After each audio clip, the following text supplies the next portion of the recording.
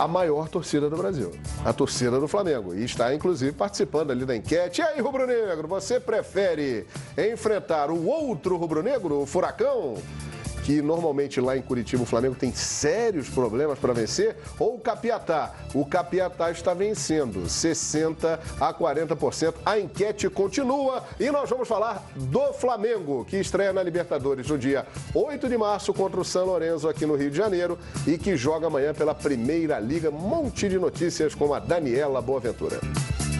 O Flamengo mais uma vez colocou o pé na estrada, seguiu viagem para Brasília, vai encarar o América Mineiro pela segunda rodada da Primeira Liga, jogo quinta-feira. E olha, chegou a hora de poupar os jogadores, chegou a hora de evitar aquele cansaço do final do ano que é tão falado lá pelos meses de novembro, dezembro, principalmente quando se perde um título por causa disso. O Zé Ricardo resolveu que para essa partida somente 2 titulares vão estar em campo, somente 2 viajaram. O goleiro Muralha, além do atacante Everton, que já foi expulso contra o Macaé e automaticamente descansou contra o Nova Iguaçu pelo Campeonato Carioca. A previsão é que o time do Flamengo entre em campo da seguinte maneira, com Muralha no gol, Rodinei na direita, na zaga vai ter Donati e Juan, completando ali a lateral esquerda, o menino René, que vai fazer a estreia dele com a camisa do Flamengo. O meio-campo vai ter Márcio Araújo, Cuéllar como segundo homem e Gabriel completando o 4-3-3. E lá na frente, Berrio começa jogando pela primeira vez, Everton fica na esquerda e Leandro Damião joga na frente. Hora de descansar para quem já fez bastante pelo Flamengo nessas 5 partidas em que o time não perdeu nenhuma. Sempre monitorando os treinamentos e com isso, futuramente a gente vai poder estar mais bem preparado, com mais forças para poder encarar o restante do ano, porque são bastante jogos. E bota bastante nisso, viu? Se o Flamengo brigar por título em todas as competições que vai disputar, vão ser mais de 70 jogos esse ano. Daí a importância para o treinador de ter um elenco qualificado, como se fala tanto. E mais para frente, o Flamengo ainda vai ter Ederson e Conca, que estão se recuperando de lesões, e aí voltam a ser opções no meio-campo. O Ederson volta a ser e o Conca passa a ser, né? Além disso, os recém-chegados René, Berrio e o próprio Rômulo, entre outros, vão estar mais entrosados. Ou seja, ser poupado também tem lá os seus perigos no ano de 2017. Sem dúvida nenhuma. É uma oportunidade boa para poder mostrar. O elenco é muito qualificado e acho que em cada posição acho que são 2 ou 3 jogadores aí com muita qualidade. Pela qualidade dos jogadores a gente não pode estar dando brecha, né? E ter que trabalhar mais e mais para poder se manter no time. E olha, uma outra informação sobre o Flamengo. Ontem saiu uma pesquisa dizendo que o Berrio está entre os jogadores mais rápidos do mundo. Seria o segundo mais veloz. E aí, na entrevista de hoje, o Rômulo também comentou essa característica e como ela pode ajudar o Flamengo. Ele é bem rápido mesmo, né? Nos treinamentos dá para ver isso. Por característica dele, velocidade, eu acho que a gente tem que saber usar e poder ajudar ele nessa questão, né? Ele é um cara que gosta de receber bola na frente, em velocidade. Eu acho que o time tem que trabalhar de alguma forma para poder utilizar isso, essa característica muito boa dele para poder nos ajudar também. Do Ninho do Urubu, Daniela Boaventura para o Fox Sports.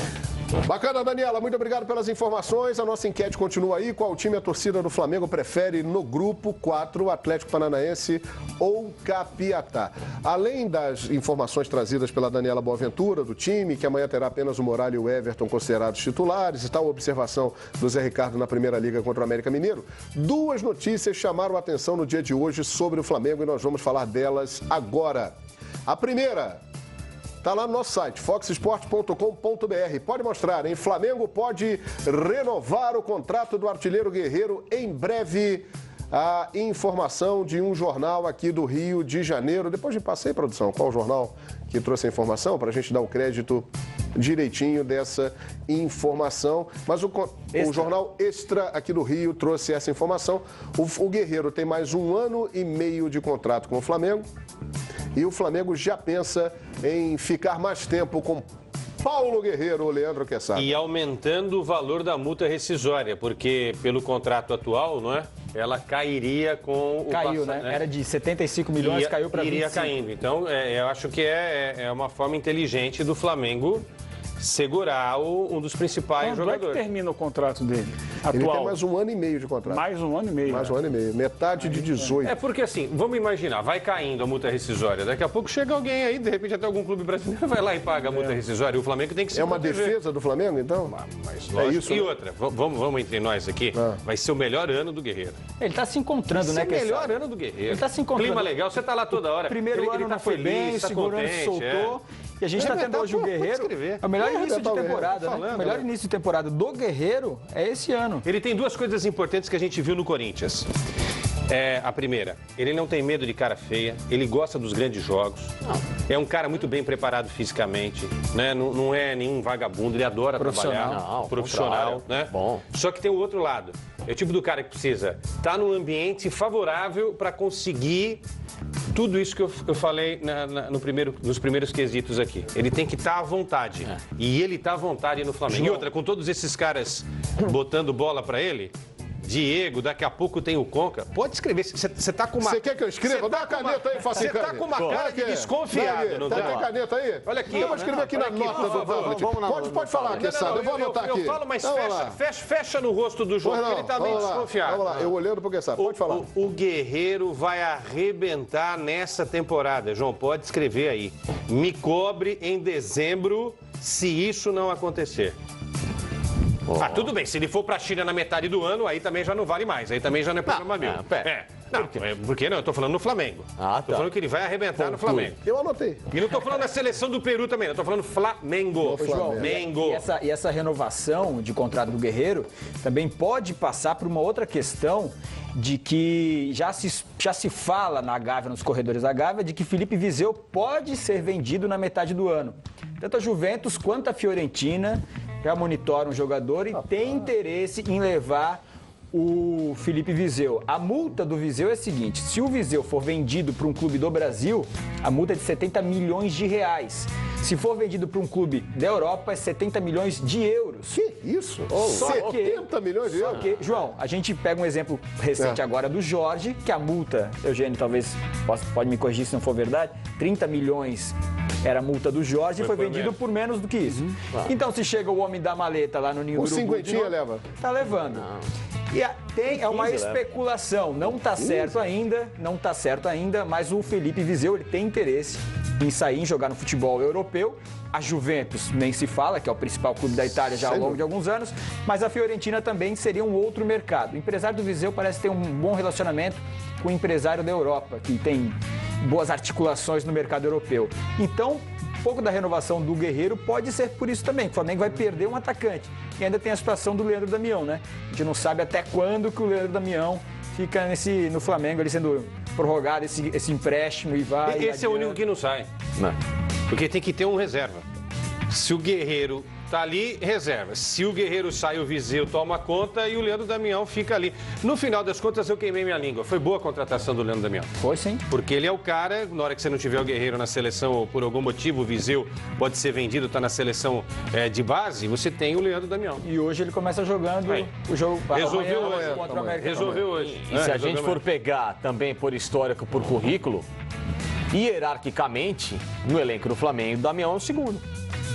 O Viseu, por ser mais jovem, ainda precisa de uma maturação, de uma regularidade.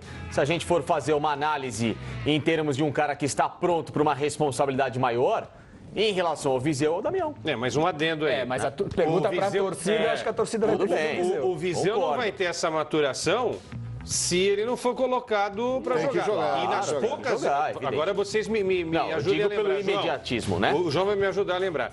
Nas poucas vezes que ele jogou, ele deu conta do recado. Ele é bom. Ele é bom jogador. Então é isso. Eu digo ele assim, teve uma média parecida com a do Guerreiro naquela época que ele estava jogando. Bem menos. Ô, Savoia, o Flamengo está querendo ficar mais tempo com o Guerreiro. Ou então está se defendendo.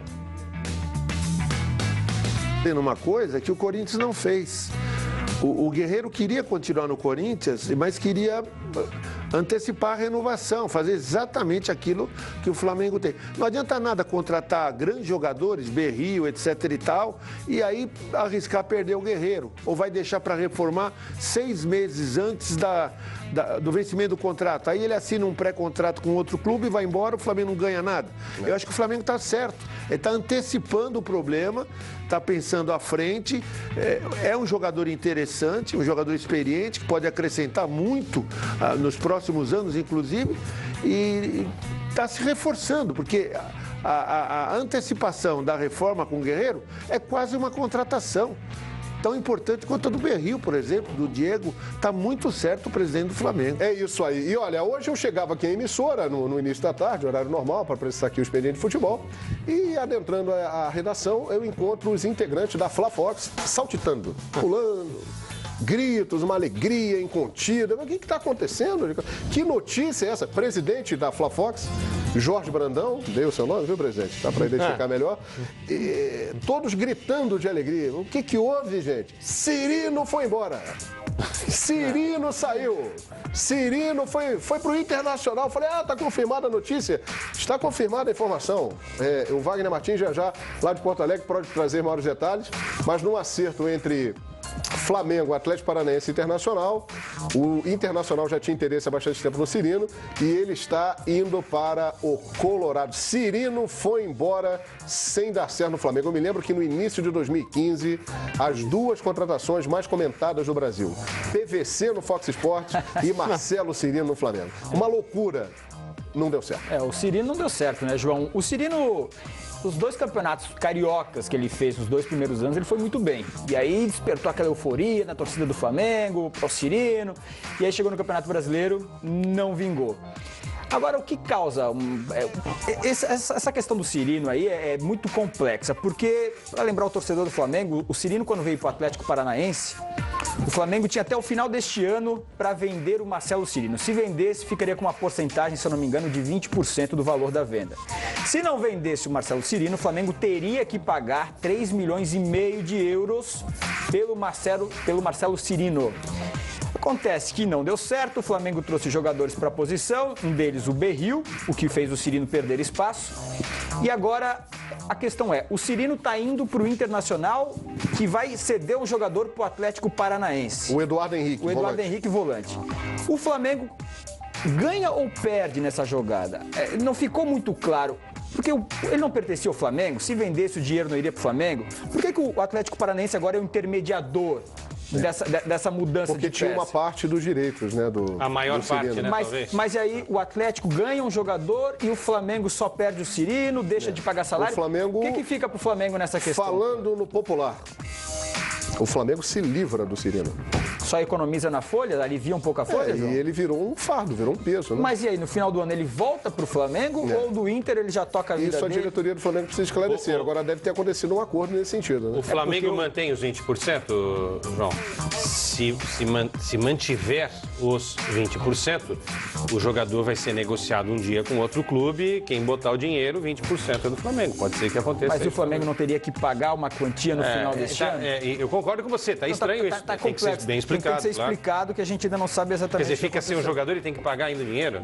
Que negócio é esse? A gente tá falando do Guerreiro, né, João? Eu ia até falar, a diretoria vai tentar prorrogar o contrato com o Guerreiro, porque a diretoria do Flamengo, uma coisa é muito certa, ela não perde mais dinheiro.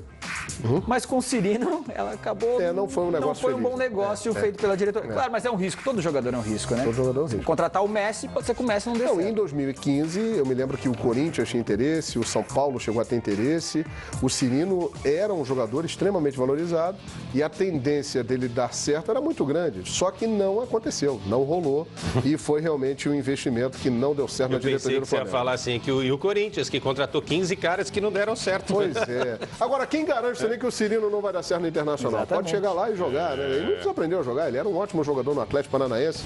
Boa sorte pro Cirino lá no Colorado. Atenção, notícia de momento e muito importante. Depois de tudo que nós vimos domingo no estádio Newton Santos, antes do clássico entre Flamengo e Botafogo, o Ministério Público do Rio de Janeiro pede que clássicos de futebol no Rio tenham torcida única. É um pedido do Ministério Público do Rio. Lembrando que em São Paulo isso já acontece. Em Minas, durante algum tempo nós tivemos isso, só no último Atlético Cruzeiro da Primeira Liga é que voltou a ter estado dividido e agora parece que no Rio de Janeiro. Também. Porto Alegre também teve um período assim. E o Ministério Público do Rio pede agora a torcida única. É o caminho, gente? Que falência, hein, gente? É uma falência? Isso é falência das instituições no Brasil, todas, inclusive a mais importante, que é a educação de cada um de nós, né? Porque a gente cobra muitas autoridades, mas assim, o que leva um cara a ir a um jogo Botafogo e Flamengo, para citar o mais recente, ir lá com um pedaço de pau desse tamanho para tacar na cabeça do outro? Tem uma questão aí. Você está punindo quem não tem nada a ver com a então, mas exatamente. Mas quem não tem nada só a ver. para concluir, é a questão, Eugênio, exatamente da educação. Ah, tudo bem. 160 policiais não conseguem fazer segurança de um clássico entre Botafogo e Flamengo. Também acho. Mas, gente, se cada um dos torcedores que for ao estádio, são 40 mil, se cada um for com um pedaço de porrete ao estádio, você vai ter que ter 80 mil policiais de efetivo para fazer a segurança. Mas É uma praça de guerra ou é um evento esportivo? Acho que é uma minoria que faz isso daí. Você não pode punir o torcedor de bem. Mas o cara que torce pro time dele, a maioria, quer levar o filho dele para um Tudo clássico. bem, você tem razão, Eugênio, você está mais acostumado do que eu. A gente hoje no Maracanã, tirando o setor norte e o setor sul, que são as áreas reservadas para as duas torcidas que vão jogar no Maracanã, o setor leste e o setor oeste do Maracanã, o meio do Maraca, os dois lados, é torcida mista. Torcida mista, ok. Então como é que João, você vai falar assim, eu chega? entendo perfeitamente o que você está colocando, assim, é uma minoria, mas, por exemplo, eu, como várias outras pessoas, nós ficamos no meio do tiro cruzado no domingo e não tínhamos nada a ver com a briga. A maioria, e junto comigo passavam torcedores de Flamengo e de Botafogo, e juntos. E crianças. E mulheres, e idosos, juntos, caminhando lado a lado. Aí ali na esquina, na frente, está estourando a confusão. É uma minoria. Porque você tinha 25 mil pessoas no estádio, tinha, sei lá, 30, 40 brigando, ou que chegassem a 500, perto de 25 mil, uma minoria. Mas eles interferem na vida de todo mundo. É lamentável para mim, concordo com o Quesada, é a falência da sociedade. Agora, voltando aqui para o aspecto questão de ordem do campeonato, como definir torcida única